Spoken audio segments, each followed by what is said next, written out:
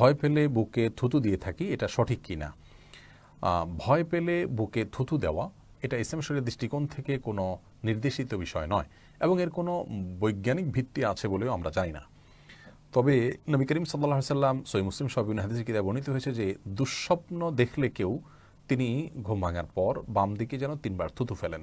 স্বপ্ন দেখে ভয় পেয়েছেন বা স্বপ্নকে খারাপ স্বপ্ন মনে করছেন, তাহলে বাম দিকে 3 বার থুতু ফেলবেন। সেই থুতুটা হলো শুয়ের আগাতে যে পরিমাণ পানি থেকে, এভাবে আমরা 3 বার বামে থুতু ফেলবো এবং আউযু বিল্লাহি মিন শাররি শাইতান, শয়তানের ক্ষতি থেকে আল্লাহর আশ্রয় প্রার্থনা করে দোয়া পাঠ করব বা আউযু বিল্লাহ পাঠ করব। তো এটি হলো দুঃস্বপ্ন দেখলে তখন বা মনে কোনো বাজে চিন্তা আসলে তখন আমরা বাম দিকে 3 বার থুতু ফেলবো, এই শিক্ষা হাদিসে এসছে। কিন্তু ভয় পেলে যে বুকে থুতু দিতে হবে এরকম কোনো কথা বলা হয়নি।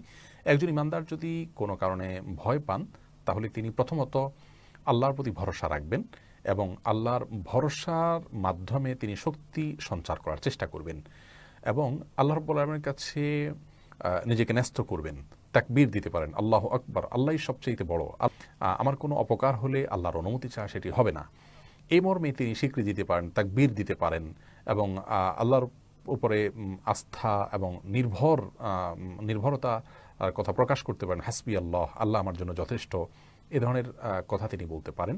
ওলামায়ে কেরাম বিভিন্ন ধরনের ঝাড়ফুঁকের কথা বলেছেন যেগুলোর মাধ্যমে এই সময় আমাদের ভয় দূর করা যেতে পারে সেগুলো।